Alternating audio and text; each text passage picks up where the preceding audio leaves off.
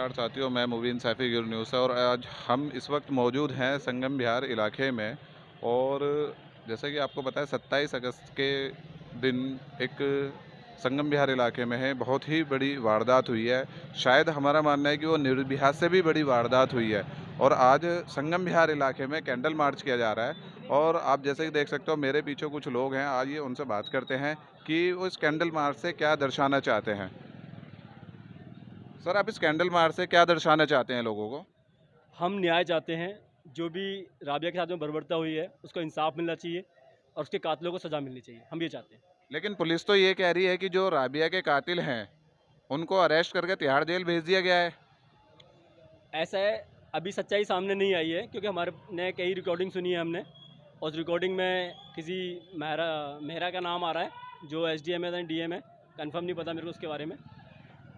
जो बच्ची जिनके पास जॉब कर रही थी वहाँ पे सिविल डिफेंस में थी वो, और वो एक इंसान तो उस पर कुछ कर ही नहीं सकता। पहली बात तो सिविल डिफेंस में सबसे पहले यही सिखाया जाता है, अपनी सुरक्षा फिर दूसरे की सुरक्षा। और उस बेटी के साथ जितनी बर्बरता हुई है उसके बताया गया कि 50 के करीब चाकू उसके मारे गए हैं और उसके बॉडी के पार्ट्स पूरे काटे गए हैं, उसका गला काटा गया है। और हमें इस बात का भी डाउट है कि उसके साथ रेप हुआ है। हम चाहते हैं इसकी न्याय की जांच होनी चाहिए, इसकी सीबीआई जांच होनी चाहिए, इसकी एटीएस जांच होनी चाहिए। हम ये चाहते हैं, उसका इंसाफ मिलना चाहिए। तो दिल्ली का जो दिल्ली प्रशासन से है और दिल्ली पुलिस है वो आपको कुछ आश्वासन तो दे रहे होंगे न्याय के लिए?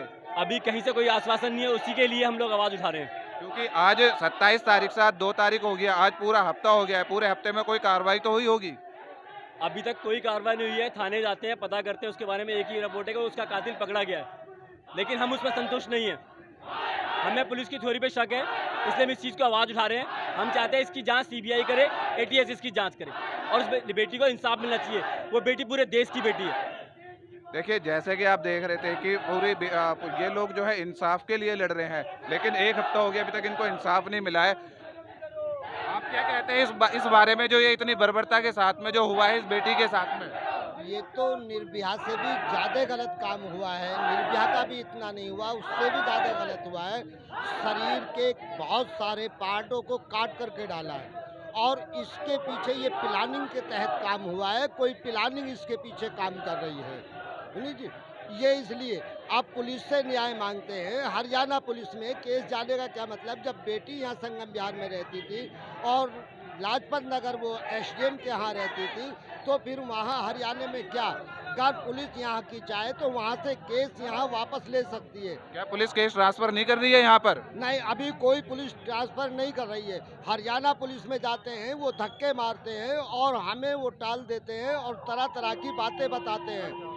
और उन लोगों का जिनका काम है और लोगों को वो उठा नहीं रहे हैं, अरेस्ट नहीं कर रहे हैं। एक आदमी को उठाया है जो निजामुद्दीन में है और उससे ये कहलवाया जा रहा है कि ये मेरी पत्नी है, जबकि उसकी कोई शादी नहीं हुई और कोई निकाह नहीं हुआ और कोई कोर्ट मैरिज नहीं हुई है।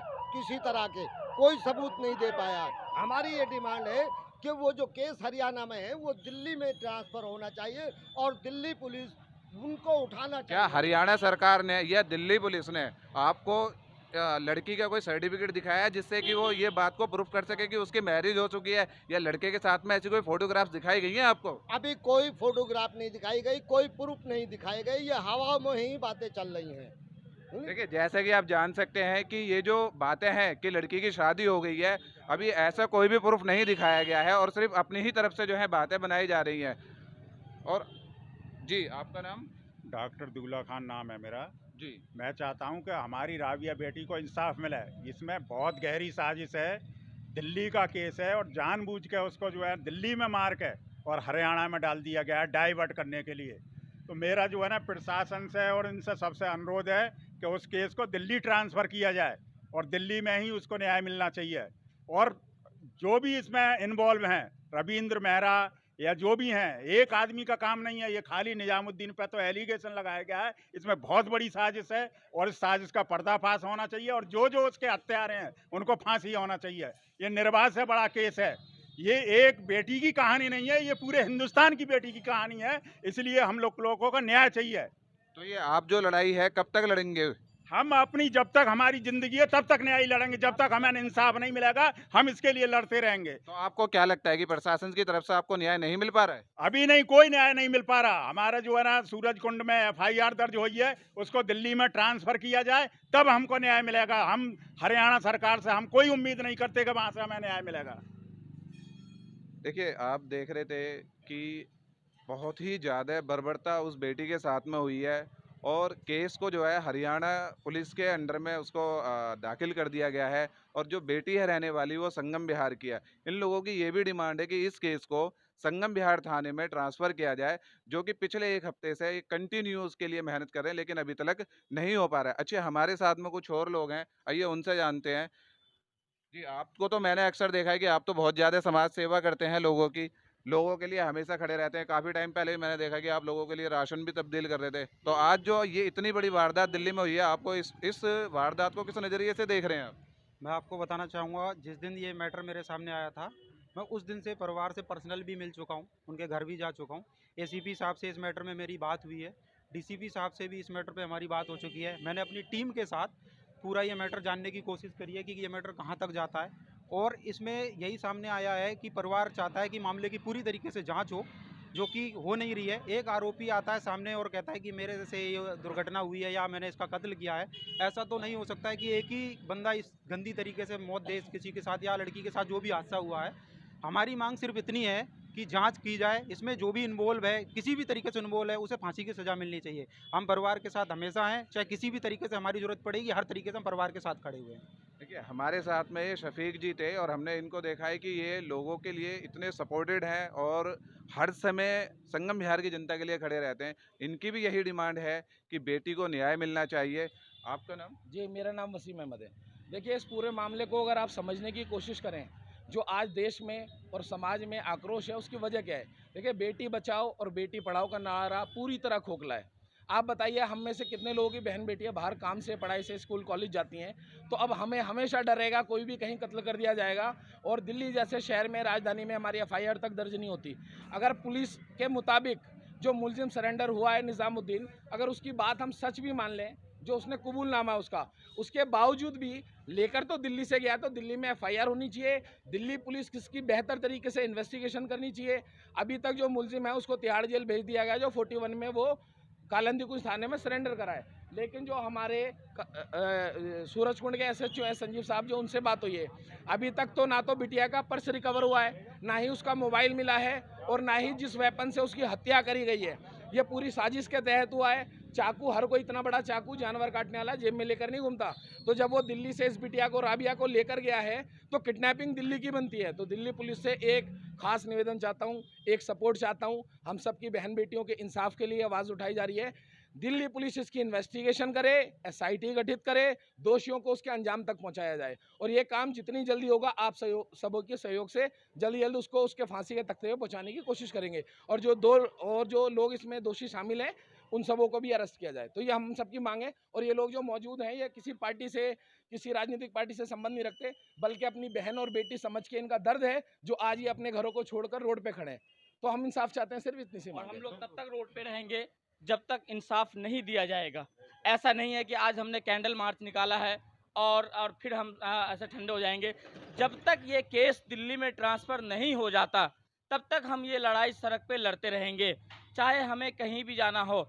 अगर दिल्ली पुलिस हम मदद करना चाहती है, तो मैं दिल्ली पुलिस से, सरकार से, सेंट्रल गवर्नमेंट से मैं ये अपील करना चाहता हूँ कि आखिर कब तक ये हत्याएं होती रहेंगी। दिल्ली पुलिस तो कह रही है कि हम आपके साथ में हैं, तो आपको जो वो बात कह रहे हैं उस पर आपको भरोसा नहीं है क्या? बिल्कुल दिल्ली पुलिस कह रही है, लेकिन दिल्ली पुलिस कहने के साथ साथ एफआईआर तो दर्ज करती ना। अगर वो हमें आश्वासन दे रही है, ठीक है, लेकिन आश्वासन से काम नहीं चलता है। दिल्ली पुलिस तो ये भी कह रही है कि ये जो वारदात हुई है ये हरियाणा में हुई है, तो दिल्ली पुलिस पे एफआईआर क्यों ये करेगी? वारदात हरियाणा की है ही नहीं, ये तो दिल्ली में काम करने वाली लड़की। एक चीज बताइए, दिल्ली से ले जा करके और फरीदाबाद में फेंक दिया जाए, दिल्ली से ले जा करके पंजाब में फेंक दिया जाए, तो क्या हम पंजाब में केस लड़ने जाएंगे? दिल्ली का आदमी क्या पंजाब में जाएगा? देखिए, आपकी बात बिल्कुल सही है, आप अपनी जो बात रख रहे हैं बिल्कुल सही है। मेरा आपसे ये कहना है कि लड़की जो थी, जो बिटिया है राबिया, दिल्ली सिविल डिफेंस में काम करती थी, तो क्या आपको केजरीवाल जी की तरफ से कोई भी आपके जो बात हुई है उस पर कोई एक्शन लिया नहीं गया अभी तक? जी, केजरीवाल जी के मंत्री आए थे कल, और उन्होंने इमरान हुसैन साहब उन्होंने 10 लाख रुपए का घोषणा किया, मदद, आर्थिक मदद किया है, उनका भी मैं धन्यवाद करता हूं। मैं साथ में उनसे भी गुजारिश करता हूं कि मदद तो ठीक है, लेकिन असल मदद ये होगी कि उस केस को दिल्ली ट्रांसफ़र किया जाए और राबिया को इंसाफ दी जाए। देखिए, पैसे कोई बड़ी चीज़ नहीं है, एक बिटिया की जान गई है, और ऐसे दरिंदे जो इस तरीके की वारदात करते हैं, ये इसलिए कर पाते हैं क्योंकि न्याय नहीं मिल पाता, समय से उसे फांसी नहीं हो पाती। अब निर्भया केस में देख लीजिए, 8 से 10 साल लग गए इंसाफ होने में। क्या इतना टाइम लगेगा तो क्या बाकी की बेटियां सेफ रहेंगी? क्या ऐसा हिंदुस्तान के अंदर कब तक चलता रहेगा? हम लोग आज सड़क पे हैं, कल हम रोड भी जाम करेंगे। अगर दिल्ली के अंदर ये एफआईआर नहीं हुआ, हमारी मांग है कि ये एफआईआर दिल्ली में हो और इसकी निष्पक्ष जांच की जाए, सीबीआई जांच की जाए, क्योंकि ये कोई छोटा मोटा मामला नहीं है। आप भी समझ सकते हैं, आप न्यूज़ चैनल वाले हैं, आपको सूत्रों के हवालों से खबर जरूर मिलती होगी। मैं सैयद अली संगम बिहार से आपको ये बताना चाह रहा हूँ कि जिस तरीके से केस को डाइवर्ट करने की कोशिश की जा रही है कि ये केस हरियाणा का है, हरियाणा वाले कह देंगे ये दिल्ली का केस है, तो ऐसे काम नहीं चलेगा। हम लोग खामोश नहीं रहने वाले हैं, हम लोग किसी भी कीमत पे खामोश नहीं होंगे, चाहे जितनी मेहनत करनी पड़े हमें राबिया बहन के लिए, हम इंसाफ दिला करके रहेंगे। और आप लोगों से गुजारिश है, आप लोगों का भी बहुत शुक्रगुजार हैं कि आप लोग जिस तरीके से वक्त दे रहे हैं, मीडिया वाले भी वक्त दे रहे हैं और वे आवाज़ उठा रहे हैं। हिंदुस्तान के तमाम लोगों से गुजारिश है, वो इसी तरीके से मेहनत करते रहेंगे तो आगे चल के कोई दूसरी राबिया का ऐसा काम नहीं होगा। देखिए, आप देख रहे थे कि देश की जनता में कितना आक्रोश है बेटी को लेकर। निर्भया कांड भी हम लोगों ने देखा है, दिल्ली वालों ने भी देखा, पूरे देश ने भी देखा है, और आज जो ये वारदात हुई है ये निर्भया से भी बहुत बड़ी वारदात है कि संगम बिहार की जनता और दिल्ली की जनता और देश की जनता में बेटियों को लेकर कितना आक्रोश था। इनका ये भी कहना है कि जो सरकारें नारे देती हैं कि बेटी बचाओ बेटी पढ़ाओ, कहीं ना कहीं आज वो नारे भी फेल होते हुए नजर आ रहे हैं। मैं मुबीन सैफी, गिर न्यूज़ से।